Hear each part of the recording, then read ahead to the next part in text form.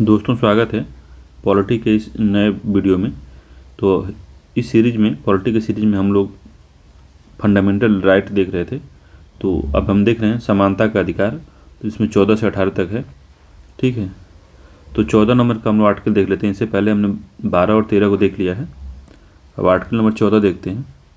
तो 14 काफ़ी इंपॉर्टेंट है। इसमें दो चीज़ें जो कि आपको समझनी है।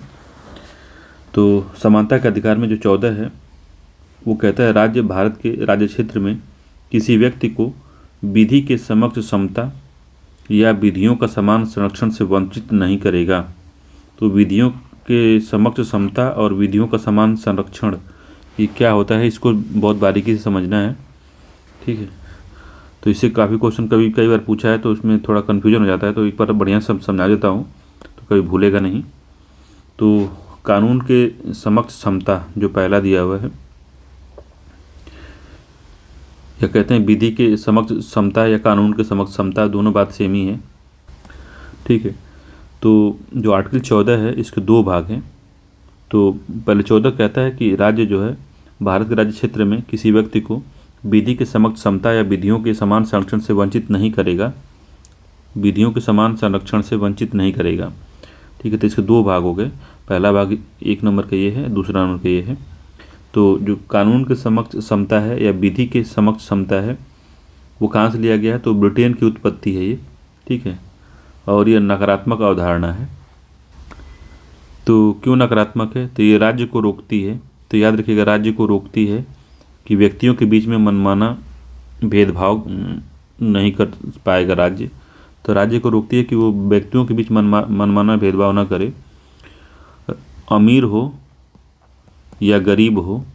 ठीक है, सभी के लिए विधि एक समान है। ठीक है, तो इसमें अगला जो लिखा पॉइंट है कि किसी व्यक्ति के पक्ष में विशिष्ट विशेषाधिकारों की अनुपस्थिति होती है। तो कोई भी हो, चाहे अमीर हो, गरीब हो, दुखिया हो या किसी तरह का आदमी हो, विधि जो है सबके लिए समान है। किसी के लिए इसमें भेदभाव करने की ज़रूरत नहीं, किसी पर दया करने की ज़रूरत नहीं है। अगला पॉइंट है समान कानून या समान कानूनी न्यायालय के तहत सभी व्यक्तियों के लिए समान व्यवहार किया जाएगा। ठीक है, तो बस वही बात है कि कोई भी हो, सबके लिए कानून सेम है। कानून से ऊपर कोई नहीं है। तो कोई भी व्यक्ति कानून से ऊपर नहीं है, या तो अमीर हो या तो गरीब है। ठीक है, तो ये राज्य को भेदभाव से रोकती है, व्यक्तियों के बीच भेदभाव करने से रोकती है, इसीलिए नकारात्मक अवधारणा है ये। ठीक, तो ये कहती है कि सभी व्यक्तियों का देश को सामान्य कानून के प्रति समान अधीनता है, जो सामान्य कानून द्वारा न्यायालयों को प्रशासित करता है। तो कहने का सिंपल इनका मतलब है कि जो कानून है वो सभी के लिए समान है। छोटा हो, बड़ा हो, अमीर हो, गरीब हो, हर व्यक्ति के लिए जो कानून होता है वो समान होता है। इसीलिए ये नकारात्मक अवधारणा है। नकारात्मक अवधारणा इसलिए भी है कि राज्य को ये भेदभाव करने से रोकती है। अगर एक हत्या, दो हत्याएं हुई हैं, एक ने किसी नाबालिग ने किया है, एक बड़ा व्यक्ति जो है वो बालिग है, उसने किया है, तो दोनों को एक ही समान की सज़ा मिलेगी। वो नाबालिग करे या बालिग करेगा, उसके बीच भेदभाव हम नहीं करेंगे। ठीक है, तो ये कहने का मतलब है कानून के समक्ष समता का। ठीक, तो इससे जुड़े कई केस हैं जो कि बहुत ज़्यादा इंपॉर्टेंट नहीं एग्जाम के पॉइंट ऑफ व्यू से। अगर आपको पीएचडी करनी है तो उसको आप पढ़ सकते हैं, मगर अभी अगर रिलेवेंट होता तो इसमें इस नोट्स में लिखा होता वो, तो कोई ज़रूरी नहीं है। बस इतना आप समझिए कि कानून के समक्ष समता क्या होती है। तो जो बताया हूँ वही है। तो कहेगा निगेटिव क्यों है? तो नेगेटिव इसीलिए कि राज्यों को अमीर और गरीब के बीच भेदभाव करने या व्यक्तियों के बीच भेदभाव करने से रोकता है, इसलिए नकारात्मक अवधारणा है। और आर्टिकल 14 का जो दूसरा भाग है, विधि के समान संरक्षण। ठीक है, इसमें जो है कानून के समक्ष जो समता है, ये वाला, ये पूछता है कभी कभी कहाँ से लिया गया है ये। तो इक्वलिटी बिफोर लॉ, इसको इंग्लिश में इक्वलिटी बिफोर लॉ भी कहते हैं। ठीक है, यह जो है जो एवी डायसी थे उनके, ये डायसी के विचार, एवी डायसी के विचार हैं ये। ठीक है, जो उनकी बुक थी रूल ऑफ लॉ, उसी से लिया गया है। एक अवधारणा है ये, कानून के समक्ष समता। ठीक है, कोई भी व्यक्ति विधि के ऊपर नहीं है। ठीक है, तो कानून के समक्ष समता में बस यही है। अगला जब बताऊंगा मैं कि ये 14 का दूसरा जो भाग है कानून के का समान संरक्षण, तब ये आपको पूरी तरीके से अच्छे से समझ में आएगा कि अच्छा ये बात कह रहा था ये। तो कानून का जो समान संरक्षण है इसको कहते हैं इक्वल प्रोटेक्शन ऑफ लॉ। ठीक है, इक्वल प्रोटेक्शन ऑफ लॉ इसको कहते हैं, कानूनों का समान संरक्षण। तो यह अमेरिका की उत्पत्ति है, यह अमेरिका के संविधान से लिया गया है और ये सकारात्मक अवधारणा है। क्यों सकारात्मक है? क्योंकि राज्य को व्यक्तियों के बीच में ये भेदभाव करने की छूट देता है। तो राज्य को व्यक्तियों के बीच में भेदभाव करने की छूट देता है कि आप छोटा बड़ा है, अमीर है, गरीब है, उसके बीच में आप भेदभाव कर सकते हैं। सबको एक समान रूप से आप ट्रीट नहीं कर सकते जब तक कि उनकी परिस्थितियाँ समान ना हो।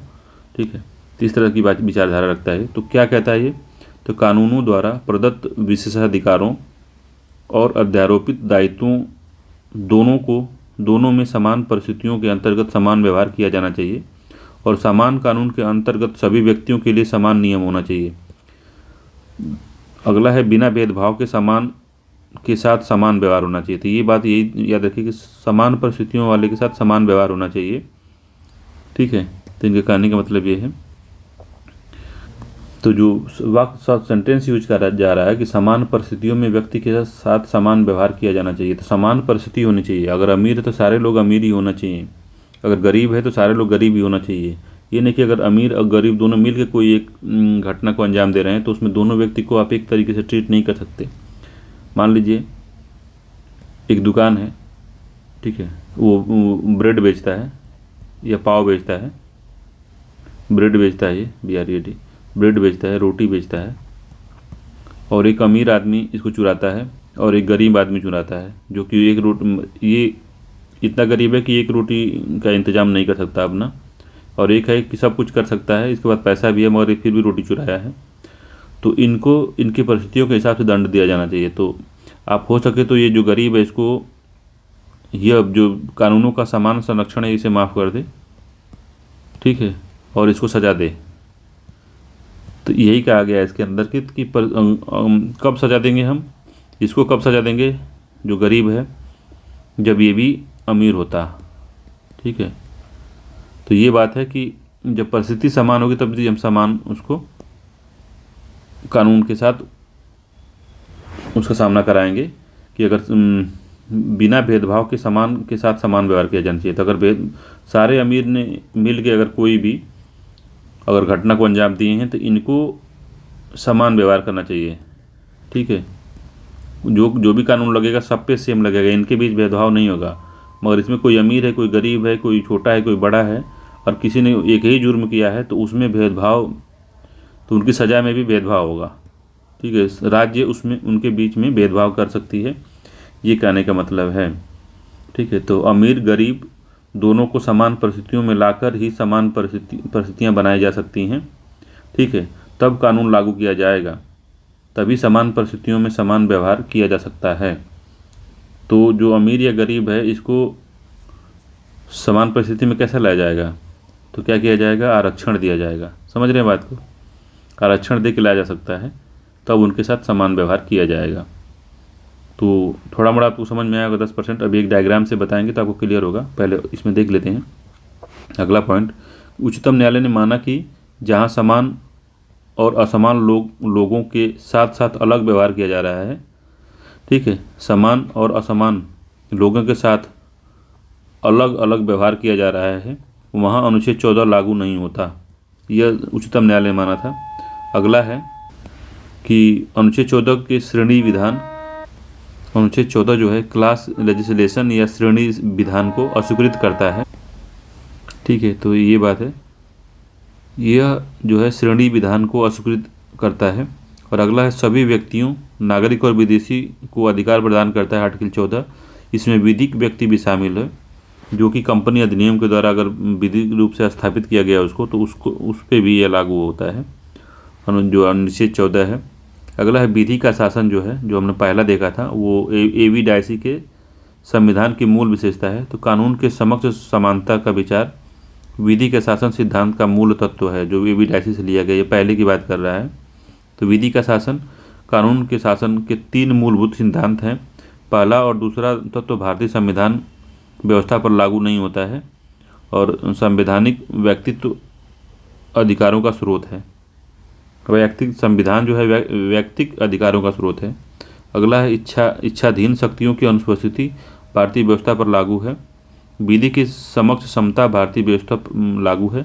व्यक्तिगत अधिकारों की प्रमुखता जो है लागू नहीं है क्योंकि यह संविधान व्यक्तिगत अधिकारों का स्रोत है।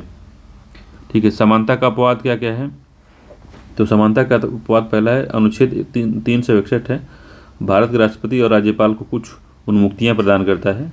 अनुच्छेद 361 क है, कोई भी व्यक्ति संसद, राज्य विधानमंडल की किसी भी कार्रवाई की सच्ची रिपोर्टिंग के समाचार रिपोर्ट में प्रकाशन के संबंध में किसी भी न्यायालय में किसी भी सिविल या आपराधिक कार्रवाइयों के लिए उत्तरदायी नहीं होगा। 105 में है, अनुच्छेद 105 में संसद सदस्यों का संसदीय विशेषाधिकार है। और 194 में है, राज्य विधानमंडल के सदनों की तथा उनके सदस्यों की और समितियों की शक्तियां और विशेषाधिकार इसमें दिया गया है। और 31 ग में उच्चतम न्यायालय का कहना है कि जहां अनुच्छेद 31 ग प्रभावी होता है वहां अनुच्छेद 14 निष्प्रभावी हो जाता है। ठीक है, तो इम्पोर्टेंट है 31 ग को याद रखिएगा कि जहाँ पे 31 ग प्रभावी होता है वहाँ पे 14 निष्प्रभावी हो जाता है। इसमें प्रावधान है कि अनुच्छेद 39 के खंड ख अथवा खंड ग में निहित निर्देशक तत्वों को लागू करने के लिए राज्य द्वारा बनाए गए कानून को इस आधार पर चुनौती नहीं दी जा सकती कि वे अनुच्छेद 14 का उल्लंघन करते हैं। ठीक है, और अगला है विदेशी संप्रभु शासक और राजनयिकों को आपराधिक और सिविल कार्रवाइयों से छूट मिलती है। संयुक्त राष्ट्र संघ और उसके एजेंसियों को राजनयिकों को भी छूट मिलती है इसमें। ठीक है, तो एक बात ये इम्पोर्टेंट है, इन प्रावधानों में अनुच्छेद 39 के खंड ख और खंड ग जो कि डीपीएसपी हैं में निहित निर्देशक तत्वों को लागू करने के लिए राज्य द्वारा बनाए गए कानून को इस आधार पर चुनौती नहीं दी जा सकती कि वे अनुच्छेद 14 का उल्लंघन करते हैं। तो 39 ख और 39 ग है क्या? तो 39 ख में जो कहा गया है कि देश के संसाधनों का जनहित में प्रयोग करेगा कौन? राज्य। तो 39 के खंड ख में यही बोला गया है कि देश के संसाधनों का जनहित में प्रयोग करेगा राज्य। और 39 सी में कहा गया है कि आय संपदा का संकेंद्रण नहीं करेगा। तो कोई व्यक्ति जो है या सरकार जो है आय और संपदा का संकेंद्रण नहीं करेगा, अगर करता है तो सरकार उस पर एक्शन कर सकती है। ठीक है, तो ये बात बोली गई है।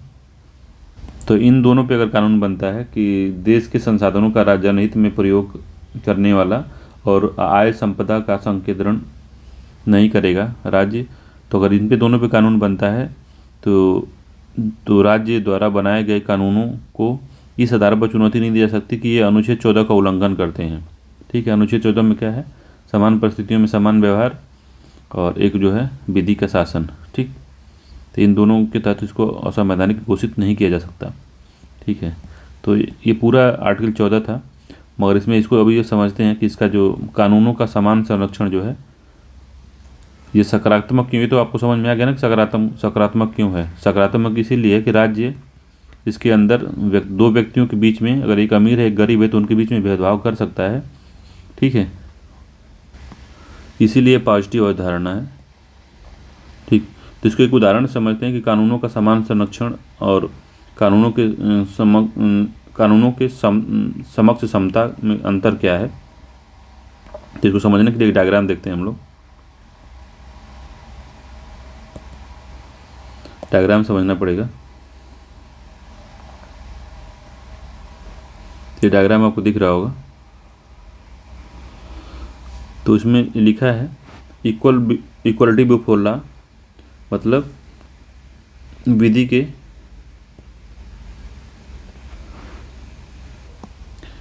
ठीक कानून के समक्ष समता और कानून का समान संरक्षण। तो इसमें एक डायग्राम दिख रहा है, आपको समझ में आ जाएगा। तो इसमें क्या है, इक्वलिटी बिफोर लॉ में कहा यही गया है जो आपको मैंने समझाया है कि कोई अमीर या व्यक्ति हो या गरीब व्यक्ति हो, ये तराजू है नीचे वाला, इस पर देखिए सबके साथ समान व्यवहार किया गया है। ठीक है, चाहे परिस्थितियाँ चाहे जैसी भी हैं, इनको एक समान तराजू में तौल दिया गया है। चाहे भी मान लीजिए पुअर आदमी है और ये रिच आदमी है, तो इनको कानून के नज़र में दोनों लोग अपराधी हैं, दोनों लोग सेम ही हैं। ये कई लेवल पे दोनों लोग हैं, दोनों को समान सज़ा मिलेगी। ठीक है, मगर ये ब्रिटेन से लिया गया है, तो इसमें राज्य भेदभाव नहीं। अगर राज्य चाहता कि अगर वो चाहता कि अमीर को हम बचा लें और गरीब को सज़ा दे दें, तो वो नहीं कर पाएगा। क्यों नहीं कर पाएगा? क्योंकि इक्वलिटी बिफोर लॉ है यहाँ पे। AB डायसी का कानून यहाँ पे लागू हुआ है। कानून विधि का रूल ऑफ लॉ, विधि का शासन लागू है। तो विधि के शासन में कोई छोटा बड़ा नहीं होता, सब पे एक ही कानून लागू होता है। मगर इक्वल प्रोटेक्शन लॉ जो है यह अमेरिका के संविधान से लिया गया है। तो जो यह एक पॉजिटिव अवधारणा है। पॉजिटिव अवधारणा इसलिए है कि राज्य भेदभाव कर सकता है। तो कैसे भेदभाव किया गया है देखिए, तराजू है और ये अमीर आदमी है और ये गरीब आदमी है। तो क्या किया गया पहले अमीर गरीब छोड़िए, ये आदमी है कि ये संसाधन का पूरा यूज कर रहा है। अब एग्ज़ाम को देख लीजिए कि हम लोग जो आप UPPCS की तैयारी कर रहे हैं या UPSC की तैयारी कर रहे हैं, तो आप आते हैं SC ST से, ठीक, और ये लोग आते हैं जनरल से या OBC से। तो जाहिर सी बात है कि हमारे समाज में लगभग जनरल हैं, सभी तो नहीं कर सकते, मगर अगर 90% जनरल जो हैं वो संसाधनों से भरे हुए हैं, उनके पास बेसिक संसाधन हैं, उनको खाने पीने हर चीज़ की सुविधाएं हैं। मगर जो SC ST हैं आज भी बहुत ज़्यादा पिछड़े हैं, समाज में आप भी देखते होंगे। ठीक है, अगर कोई जनरल है कोई SC ST तो उसको बुरा नहीं मानेगा, बस एग्जाम्पल के तौर पर समझा रहे हैं। तो इनके पास जो है इसमें 90% के पास संसाधन है, इसमें 90% के पास संसाधन नहीं है। इसमें 10% के पास नहीं है, इसमें 90% के पास नहीं है, 10% के पास है। ठीक, 10% की बात नहीं कर रहा हूँ मैं, जिनके पास है। जिनके पास नहीं है तो सरकार क्या करती है, आरक्षण देके एक बराबर प्लेइंग फील्ड लाती है। तो वही जो ये जो आप टीला देख रहे हैं, ये आरक्षण का ये टीला है। ये जो टीला है, इनको आरक्षण देके इतना इनके ऊपर किया गया, इनके बराबर लाया गया है, तब इनके पे इक्वल प्रोटेक्शन ऑफ लॉ लागू किया गया है, तब इनको बराबर समझा गया है। ठीक है, तो इनको विशेष प्रिविलेज दिए गए, विशेष इनको सुविधाएं दी गई हैं ताकि ये इनके बराबरी आ जाएं, तब जाके ये एग्ज़ाम दें या किसी स्कूल या कॉलेज में एडमिशन इनका हो पाया है। तो ये एक तरह से आरक्षण की शुरुआत इसी आर्टिकल से, आर्टिकल 14 से होती है, जो आरक्षण दे के ही इनको इतना ऊपर लाया गया है ताकि इनके बराबर ये लोग हो जाएं। तो यही कहा गया। तो अब क्या है कि इनके साथ अब समान व्यवहार किया जाएगा। अब ये चारों के साथ में एक समान परिस्थिति में पहुंच गए हैं, तो इनके साथ अब अगर कानून जो कोई लागू करेंगे तो सब पे समान रूप से लागू कर देंगे। ठीक है, इन दोनों पे जो लागू होगा वो भी कानून यही दोनों पे लागू होगा, क्योंकि इनको इनका जो नीचे देखिए इनको ऊपर उठा दिया गया है कुछ सपोर्ट देके, तब इन पे समान कानून लागू कर रहे हैं। अदरवाइज हम इनको दूसरा वो करते, कानून से हैंडल करते, या इनको दूसरा कानून से हैंडल करते अगर इनको नीचे सपोर्ट नहीं दिए होते तो ये बात समझ लीजिए। इक्वल प्रोटेक्शन लॉ जो है सरकार को भेदभाव करने की छूट देता है। तो ये आर्टिकल 14 का ये हम लोग विस्तार से व्याख्या कर लिए, अब इससे अधिक व्याख्या इसकी नहीं हो सकती। ठीक है, तो आरक्षण जो है का मामला यहीं से लगभग प्रारंभ हो जाता है, आप इसको समझ सकते हैं। ठीक है, मगर इसकी बहुत ज़्यादा आलोचना भी हुई थी, तो आलोचना पे मत जाइए, दोनों की आलोचनाएं अलग अलग हैं, तो वो मेंस में जब पढ़ा जाता है तब उसको देखा जाता है। मगर मेंस में अगर आता है इक्वल प्रोटेक्शन ऑफ लॉ और इक्वलिटी बिफोर लॉ, तो क्या लिखेंगे, तो अब जो हमने समझाया इसको आप अपने शब्दों का प्रयोग करके आप लिख सकते हैं इसको। तो मेन पूरा चीज़ यही है। तो इस डायग्राम से आपको काफ़ी अच्छे समझ में आ जाएगा। अगर चाहें तो इस डायग्राम को आप स्क्रीनशॉट लेके इसको समझ सकते हैं। ठीक है, काफ़ी बढ़िया डायग्राम है समझने के लिए। इनको सपोर्ट देके उठाया गया इनके बराबर, तो ये समान परिस्थितियों में आ गए हैं। तो यही कहा गया कि समान परिस्थितियों में समान कानून लागू होगा और असमान परिस्थितियों में असमान कानून लागू होगा। तो अगर परिस्थिति सेम नहीं है तो दूसरा कानून लागू होगा, अगर परिस्थिति सेम है तो सब पे, इन दोनों पे हमेशा समान कानून लागू होगा। मगर इनको उठा के इनके समकक्ष ला दिया गया है, इनके बराबर ला दिया गया है, तो अब चारों पे ही समान कानून लागू हो, क्योंकि इनकी परिस्थितियाँ समान हैं। तो आई होप आप समझ गए होंगे इस बात को जो मैं समझाने की कोशिश कर रहा हूँ। ठीक है, चलिए मिलते हैं आर्टिकल 15 में। तो 15 में देखते हैं किस तरह से उसमें प्रावधान किए गए हैं। ठीक है, मिलते हैं, धन्यवाद।